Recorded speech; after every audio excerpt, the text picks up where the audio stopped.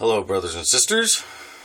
I'm here in good hopes and spirits. Had kind of a rough day yesterday. A lot of sickness and attack. The feeling over the land is a house divided. We can see this in our countries. We can see this in our churches. We can see this in our homes. We can see this in our marriages. We can see this in our best friendships. I encourage you to say with your own lips, to pronounce with your own language, even if it has to be translated, my house will not stand divided. It will not. Those of you who see this, may you be blessed by the true God, the true Father, Abba, Jehovah, Yahweh.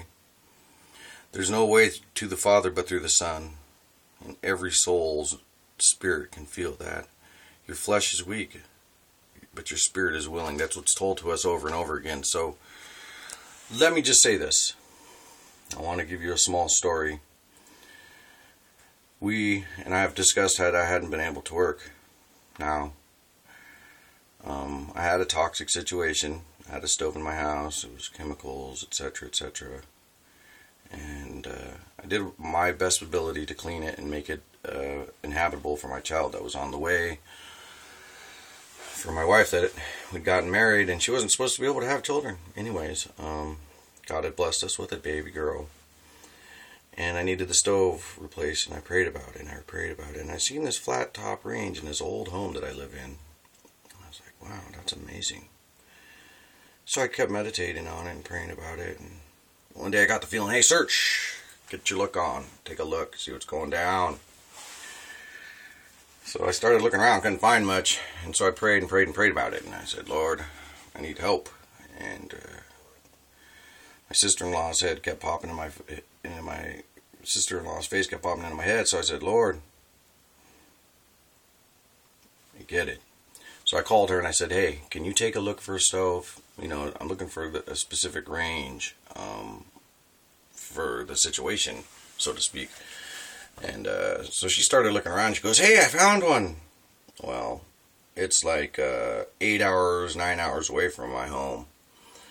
And because we drove down there anyways, which was only 2 hours, she goes, but my husband, who just happened to owe my wife a small amount of money, is in that same area, and he has that money. And so she picked it up, and then we went and picked it up.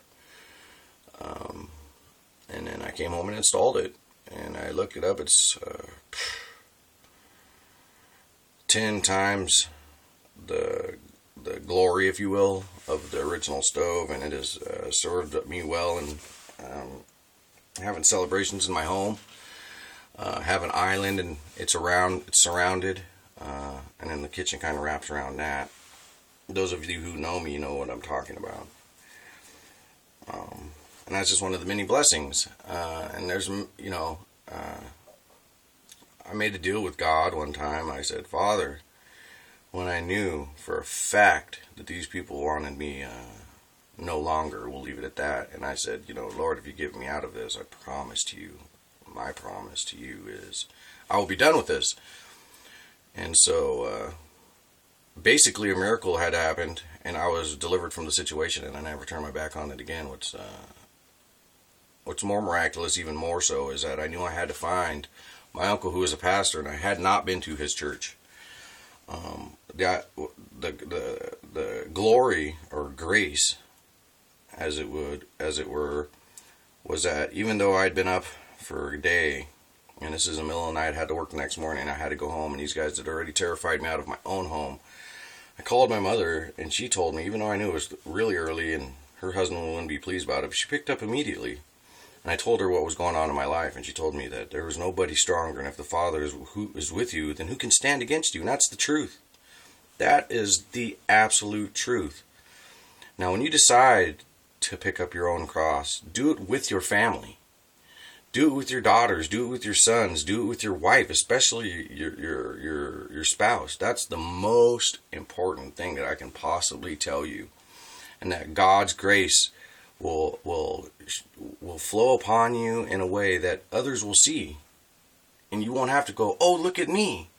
And there will be none of this, look what I've done, or look what this person has done for me, or what I see a lot of is, oh, look at these great bishops and pastors and healers and this great man and that great man. And I'll read church forums that say, oh, I get chills just listening to this man talk.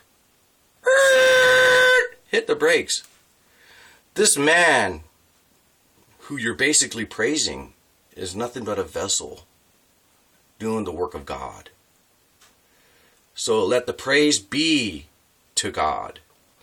And may we honor his Son rightfully, for he has come upon us so that we may be delivered of our iniquities. And we know, all of us, and I look you straight in the eye when I say this, all of us are full of iniquity. And when you can humble yourself upon the Lord and confess with thine lips, not in your head, don't think it aloud, think it, or don't even think loud, confess it with your lips unto God. And if tears come, let them flow, let it all out, and redeem yourself so that when Jesus comes, he can say, I declare him to be mine, or her to be mine, or this family to be mine. One last thing. When I was younger, and I always knew that there was a God. I grew up in a Catholic church, and I remember reading in the Bible myself. We were reading one time, and it said to make up no idols before me. Jesus said himself. So it was a Christmas, and we were standing in line. Everybody was in line to kiss a statue. A plastic statue. Made in a factory out of plastic with a light bulb in it. Of the nativity. And everybody's going up there and kissing us. And we get up there, and it's like, kiss the baby Jesus. And I'm like, no, that's not the baby, man. That's not Jesus at all. That's a piece of plastic. And I was disciplined for that. And yet I still resisted, and I said no, and I was disciplined for that. And then my mom intervened and said, look, if that's his belief, then leave him alone. And that's what I suggest to other people. If they have their own beliefs, then just leave them alone. Say what you have to say and let it be. Don't judge anybody. It's not your place to judge. Worry about your own self. Like the Bible says, don't try to help somebody else with the thorn in their eye. A thorn in their eye. A thorn. Just a tiny little boop. When you have a log in your own. And I've seen that play out on earth plenty of times. The other thing is I had an aunt one time when I was younger, and I had basically pretty much a gangrene thumb. I was out working briars, or curling them up with sickles, and one of the big thorns stuck me in the thumb within a couple days. It had been hugely infected, and so she just took water and regular bread, and she asked me if I knew about the communion.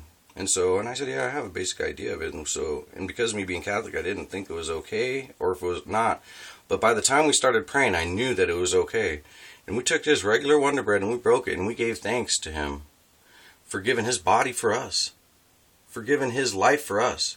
And then we took the water and we blessed that water, and we drank it for the blood that he spilled. Anyways, I woke up the next morning, and I thought I was in a dream. I looked down, and my thumb was completely was healed. It was healed.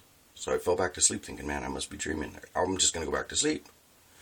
I woke up again, and I'm like, wow, I looked down, I can't believe my eyes. It's completely healed.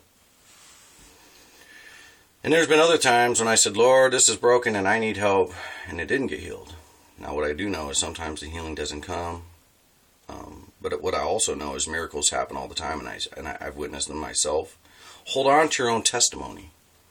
Cherish that testimony, because these are the stories that the saints will sing when you come upon the earth, or come from the earth up into heaven, or even as you stand upon the earth and you go through these trials and tribulations. Just don't give up on him. And it's like I've told people, well, God took this person away from me. Look, we were born mortal. And if you can turn your back on God because one person passed away and possibly, more than likely, is in a better place, that, to me, is utter foolishness. But at the same time, I used to feel the same way. That's all I have to say. So, feel free to comment, post, subscribe. Don't believe me, or do. Don't believe me. Up to you. Free will, permissible will. And just remember, God intended us to be free. On that note, May God truly bless you. May we not sit on the throne of judgment. And may we love one another like we are each other's brothers and sisters.